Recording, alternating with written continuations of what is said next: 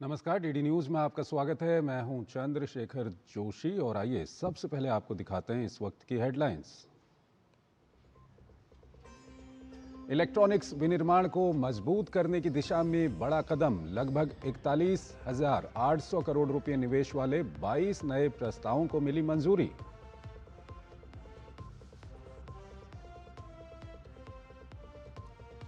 देश में bullet train project में बड़ी कामयाबी। पालघर स्थित MT5 का 1.48 किलोमीटर लंबा ब्रेक थ्रू पूरा। रेल मंत्री अश्विनी वैष्णव ने कहा, देश में क्वालिटी और टेक्नोलॉजी के नए मानक स्थापित।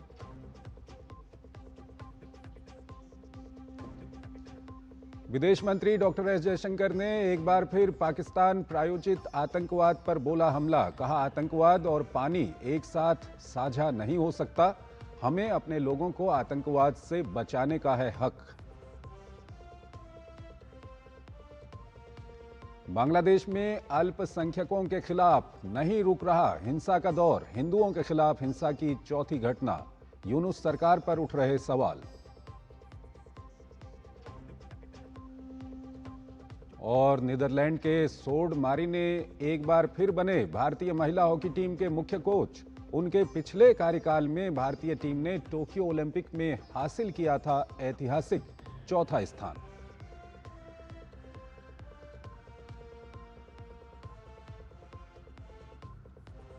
और आइए अब खबरों को विस्तार से देखते हैं। सरकार ने इलेक्ट्रॉनिक्स कंपोनेंट्स मैन्युफैक्चरिंग स्कीम के तहत 22 नई परियोजनाओं को मंजूरी दी है।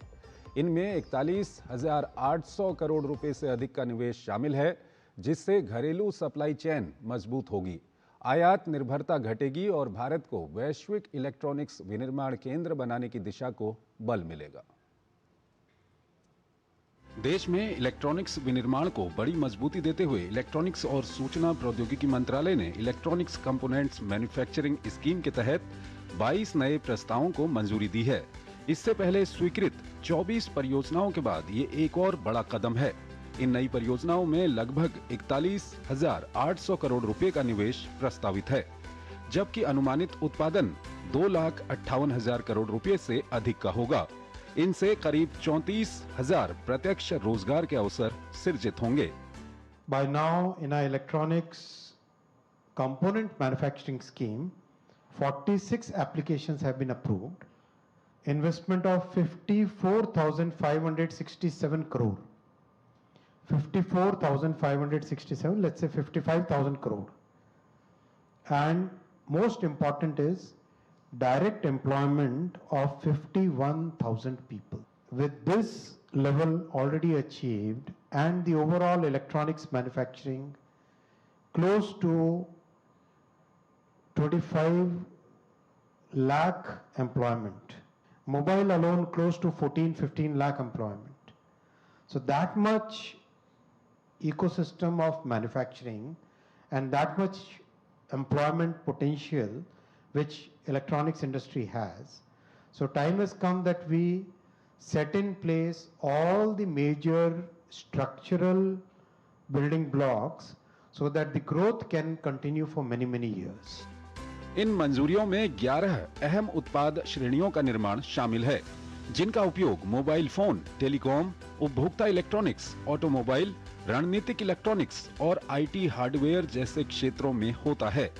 इनमें PCB, कैपेसिटर, कनेक्टर, एनक्लोजर और लिथियम आयन सेल जैसे प्रमुख कंपोनेंट्स, कैमरा और डिस्प्ले मॉड्यूल जैसी सब असेंबली व एल्यूमिनियम एक्सट्रूजन और एनोड मटेरियल जैसे सप्लाई चेन उत्पाद शामिल हैं। The deepening of supply chain is happening with this program. And today I am so happy to know that the anode material inside this cell will now be manufactured in India. This is the anode material. So this anode material will also now be made in India. PCB के हम global hub बन रहे हैं, साथ ही साथ PCB में use होने वाला कॉपर क्लैडिंग वो भी अब इंडिया में बनेगा। ये भी आप सबके लिए खुशखबरी है कि 2026 is the year in which 4 units will start their commercial production. ये परियोजनाएं आंध्र प्रदेश, हरियाणा, कर्नाटक, मध्य प्रदेश, महाराष्ट्र, तमिलनाडु, उत्तर प्रदेश और राजस्थान सहित 8 राज्यों में फैली हुई हैं। जो औद्योगिक विकास को दर्शाती हैं। Only 45 days back did we sanction the second tranche, and now it's the third one that we're seeing today, with 22 clearances on its way. It's visible on the ground. Electronics manufacturing is playing a key role, and we are being seen as the next big destination as far as electronics manufacturing goes. And given that what's happening around the world, the geopolitical uncertainties, India is seen as that stable island amongst the disruptions that are happening across around us. इन मंजूरियों से घरेलू supply chain मजबूत होंगी, आयात पर निर्भरता घटेगी और भारत को वैश्विक इलेक्ट्रॉनिक्स विनिर्माण केंद्र बनाने की दिशा में तेजी आएगी। तपस भट्टाचार्य की report, DD news. Mumbai Ahmedabad bullet train परियोजना को लेकर एक और बड़ी खुशखबरी सामने आई है। पालघर जिले में राज्य की पहली माउंटेन टनल का सफल ब्रेक थ्रू किया गया है। लगभग 1.5 किलोमीटर लंबी ये सुरंग बुलेट ट्रेन प्रोजेक्ट में दूसरा टनल ब्रेक थ्रू है, जो इंजीनियरिंग के लिहाज से बेहद महत्वपूर्ण माना जा रहा है।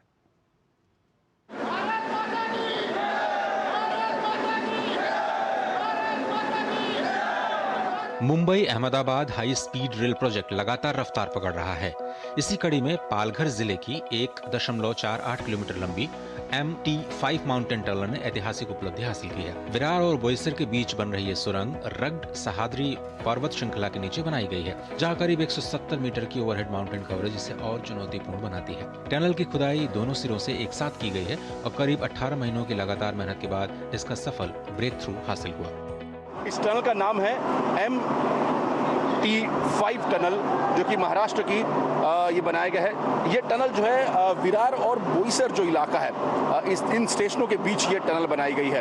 और जैसे मैंने कहा कि ये जो इलाका है, जो पूरी टोपोग्राफी है, खासतौर पर बोईसर की बात करें, पालघर की बात करें, पालघर जिला है ये, यहाँ पर कई सारी पर्वत श्रृंखला है और उनको हालांकि पार करने के लिए जो पर्वतीय सुरंग बनाई गई है। तकरीबन 7 सुरंग महाराष्ट्र में होगी, जिसमें से ये पहली सुरंग है जो अब बनकर जो है पूरी तरह से इसका ब्रेक थ्रू हो चुका है। इस ऐतिहासिक पल की निगरानी रेल मंत्री अश्विनी वैष्णव खुद अपने स्तर पर कर रहे थे। सफल ब्रेक थ्रू के मौके पर पूरा माहौल भारत माता की जयकारों से गूंज उठा। बुलेट ट्रेन कॉरिडोर की कुल लंबाई 508 किलोमीटर है, जिसमें 27.4 किलोमीटर हिस्सा टनल्स के रूप में बनाया जा रहा है। 21 किलोमीटर अंडरग्राउंड और 6.4 किलोमीटर का एरिया सतही टनल के रूप में कवर होगा।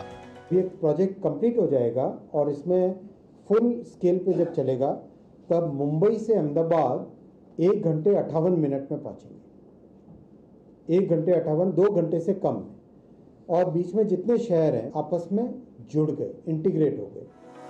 रेल मंत्री अश्विनी वैष्णव ने बताया कि प्रोजेक्ट के तहत पहली बार महाराष्ट्र में माउंटेन टनल का ब्रेक थ्रू हुआ है। उन्होंने बताया कि इस दौरान सुरक्षा मानकों का पूरा ध्यान रखा गया और आधुनिक व्यवस्था के साथ हर चरण की बारीकी से निगरानी रखी गई।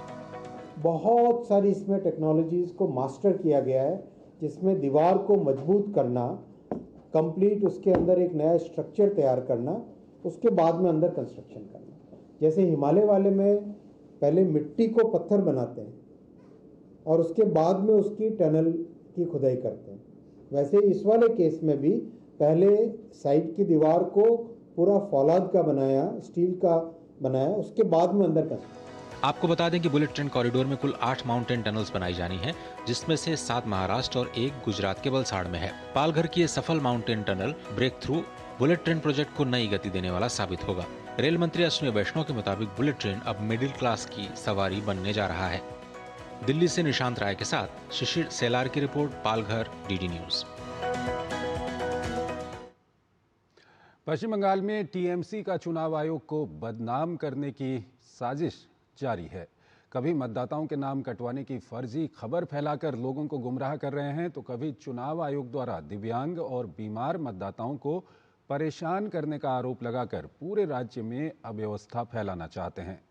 एसआईआर से बौखलाई टीएमसी की हताशा का अंदाजा आप इस बात से लगा सकते हैं कि चुनाव आयोग ने राज्य के जिन दिव्यांगों को मतदाताओं को सुनवाई केंद्र नहीं आने और उनके पास स्थानीय बीएलओ को खुद उनके पास जाने को कहा है, टीएमसी अब उन्हीं बीमार, वृद्ध और दिव्यांग मतदाताओं को ढूंढ कर व्हीलचेयर, ई रिक्शा और एम्बुलेंस से सुनवाई केंद्र ले जा रही है। जाहिर है इन लोगों को सुनवाई केंद्र ले जाने वाले टीएमसी के कार्यकर्ता हैं। उनके गले में ममता बनर्जी और अभिषेक बनर्जी की तस्वीरों वाले पहचान पत्र लटके हुए हैं। सवाल है कि जब राज्य चुनाव आयोग ने इन लोगों को सुनवाई केंद्र नहीं आने और बीएलओ को स्वयं उनके पास जाने को कहा है, तो टीएमसी कार्यकर्ता ऐसा क्यों कर रहे हैं? सुनवाई केंद्र आने वाले कई मतदाताओं ने कहा कि टीएमसी समर्थक बीएलओ उन्हें सुनवाई केंद्र आने के लिए विवश कर रहे हैं। उन्हें बीएलओ की तरफ से होम विजिट की कोई जानकारी भी नहीं दी जा रही है। खबर सामने आने के बाद निर्वाचन अधिकारी मनोज कुमार अग्रवाल ने चेतावनी दी है कि यदि होम विजिट की जानकारी नहीं दी गई तो संबंधित बीएलओ पर कार्रवाई होगी।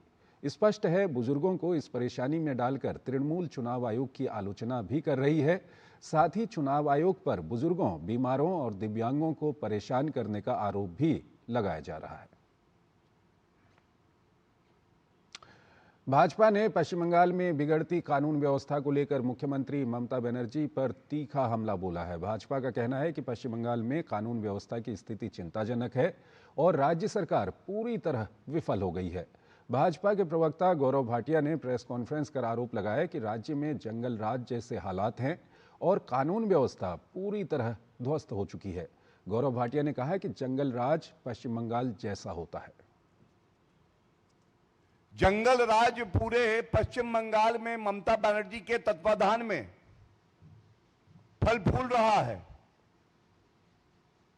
कानून व्यवस्था ध्वस्त है, ममता बनर्जी मस्त है और दुर्भाग्यपूर्ण है, चिंतित करने वाली बात है। भारत के नागरिक और पश्चिम बंगाल के हमारे भाई बहन सब व्यथित हैं। भाजपा ने घुसपैठ को देश की सुरक्षा के लिए बड़ा मुद्दा बताया है। गौरव भाटिया ने कहा कि ममता बनर्जी घुसपैठियों को संरक्षण देती हैं और राष्ट्रीय सुरक्षा के साथ समझौता कर रही हैं। उन्होंने आरोप लगाया कि ममता बनर्जी वोट लूट और भ्रष्टाचार की राजनीति करती हैं और वसूली उनकी पहचान बन गई है। जहां वोट रोहिंग्या देंगे, भारतीय नागरिक को डराया जाएगा अगर वो हिंदू होगा, वो चुनाव लड़ना चाहता है तो उसको नॉमिनेशन नहीं फाइल करने देंगे। तो ये चिंताजनक भी है और भारतीय जनता पार्टी पुरजोर तरीके से इस तरह के मनमानी करना और कानून को ध्वस्त करके राजनीति करना, इसका विरोध करेगी। आईआईटी मद्रास के कार्यक्रम शास्त्र 2026 में बोलते हुए विदेश मंत्री एस जयशंकर ने एक बार फिर पाकिस्तान प्रायोजित आतंकवाद पर जमकर हमला बोला। विदेश मंत्री एस जयशंकर ने कहा कि पड़ोसी बुरे भी हो सकते हैं, दुर्भाग्य से हमारे हैं। But you can also have bad neighbors. Unfortunately, we do.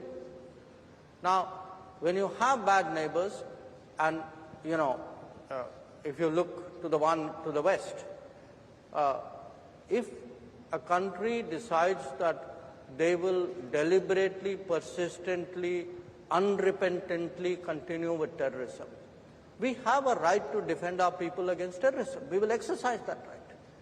How we exercise that right is up to us. Nobody can tell us what we should do or not. We will do whatever we have to do to defend ourselves. It's a common sense proposition. Now, again, as I said, a lot of it is goodwill. Many years ago, we agreed to a water arrangement, water sharing arrangement, because the belief, the underpinning of that was, it was a gesture of goodwill, because for good neighborliness we were doing it. But if you had decades of terrorism, there is no good neighborliness. विज्ञान एवं प्रौद्योगिकी मंत्रालय और पृथ्वी विज्ञान मंत्रालय ने साल भर की उपलब्धियों को लेकर प्रेस कॉन्फ्रेंस की। इस दौरान केंद्रीय मंत्री जितेंद्र सिंह ने कहा कि वैज्ञानिक और औद्योगिक अनुसंधान परिषद देश के विकास को मजबूती दे रही है। The technology was developed by the CSIR Institute in Mysuru, which is the Central Food Research Technology Institute, something like that. Yeah. And now we are also trying to apply the same experience on developing other food products. So that is one of the beautiful examples of Swadeshi coming home. So it's is Videshi adopting Swadeshi. And that is what is McDonald offering you in different preparations of the millet. केंद्रीय मंत्री जितेंद्र सिंह ने आगे कहा कि देश का भविष्य अब तकनीक और नए आइडिया पर आधारित होगा। विकसित भारत के विजन के लिए समुद्र और अंतरिक्ष क्षेत्रों पर अब खास ध्यान दिया जा रहा है। This year has been the year of reforms. The entire future growth of the country is going to be technology driven, going to be innovation driven. When we move on from rank 4, the entire value addition to our economy is going to be from the sectors which were being explored, but not to the fullest extent. And the fullest extent of exploration will happen through technology means, through scientific, be through sectors which were hardly explored or almost unexplored, like the ocean, the Himalayas, the space. And therefore, these are now the, I think, areas that we are keenly looking forward to. And if we succeed, we may not even have to wait for 2047. खबरें अभी और भी हैं, लेकिन पहले एक छोटा सा ब्रेक लेते हैं।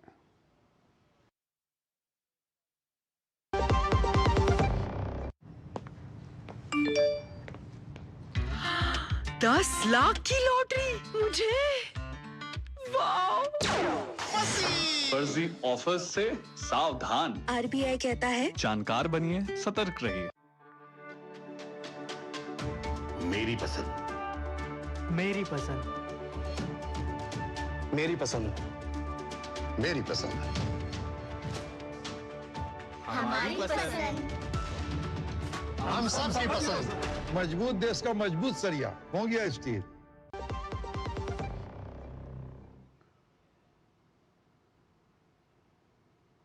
स्वागत है आपका। ब्रेक के बाद प्रधानमंत्री नरेंद्र मोदी कल सुबह करीब 11 बजे नई दिल्ली के राय पिथौरा सांस्कृतिक परिसर में भगवान बुद्ध से जुड़े पवित्र पिपरहुआ अवशेषों की अंतर्राष्ट्रीय प्रदर्शनी का उद्घाटन करेंगे। इस प्रदर्शनी का शीर्षक the light and the lotus relics of the awakened one है। इसमें एक सदी से अधिक समय बाद वापस लाए गए पिपरहुआ अवशेषों को दिखाया जाएगा। प्रधानमंत्री मोदी ने इस प्रदर्शनी को लेकर सोशल मीडिया पर अपने एक पोस्ट में कहा कि 3 जनवरी उन लोगों के लिए एक विशेष दिन है जो इतिहास, संस्कृति और भगवान बुद्ध के आदर्शों के प्रति प्रेम रखते हैं। इस अंतर्राष्ट्रीय प्रदर्शनी में नई दिल्ली के राष्ट्रीय संग्रहालय और कोलकाता के भारतीय संग्रहालय के संग्रह में संरक्षित पिपरहुआ प्रमाणिक अवशेष और पुरातात्विक सामग्रियों की भी प्रदर्शनी लगाई जाएगी। कर्नाटक की सिद्धारमैया सरकार की ओर से कराए गए एक आधिकारिक सर्वेक्षण में ईवीएम को लेकर चौंकाने वाले आंकड़े सामने आए हैं। सर्वे के अनुसार राज्य की एक बड़ी आबादी चुनावी प्रक्रिया और वोटिंग मशीनों को पूरी तरह सटीक और भरोसेमंद मानती है। ये रिपोर्ट ऐसे समय में आई है जब कांग्रेस नेता राहुल गांधी लगातार ईवीएम की निष्पक्षता पर सवाल उठाते रहे हैं। राहुल गांधी के ईवीएम से वोट चोरी वाले दावों का कर्नाटक में उनकी अपनी ही सरकार ने फैक्ट चेक कर दिया। दरअसल कर्नाटक की सिद्धारमैया सरकार ने ईवीएम पर एक सर्वे पब्लिश कराया है। इस सर्वे में पता चला है कि ज्यादातर लोगों का मानना है कि भारत में चुनाव स्वतंत्र और निष्पक्ष होते हैं, जबकि ईवीएम पर लोगों का भरोसा बढ़ा है। सर्वे में करीब 83% लोगों ने ईवीएम पर अपना भरोसा दिखाया है। भाजपा ने इस सर्वेक्षण को राहुल गांधी के वोट चोरी के आरोपों के खिलाफ बड़ा झटका बताया है। वहीं कर्नाटक से बड़ी खबर है, जहां बेल्लारी में बैनर फाड़ने के विवाद में बीजेपी विधायक जनार्दन रेड्डी के खिलाफ एफआईआर दर्ज की गई। विधायक पर केस दर्ज होने के बाद बीजेपी ने कांग्रेस सरकार के खिलाफ मोर्चा खोल दिया। विपक्ष के नेता चलावड़ी नारायण स्वामी ने आरोप लगाया कि जनार्दन रेड्डी को जानबूझकर निशाना बनाया जा रहा है, लिहाजा बीजेपी ने इस मामले की जांच की मांग की है। बीजेपी का यह भी आरोप है कि यह घटना सुनियोजित थी। बता दें कि वाल्मीकि प्रतिमा अनावरण कार्यक्रम से पहले पोस्टर बैनर लगाए जा रहे थे। इसी बीच बीजेपी विधायक जनार्दन रेड्डी और कांग्रेस विधायक भरत रेड्डी के समर्थकों के बीच बैनर लगाने को लेकर झड़प हो गई और इसी दौरान एक शख्स की जान चली गई। तभी से ही ये विवाद गहरा गया।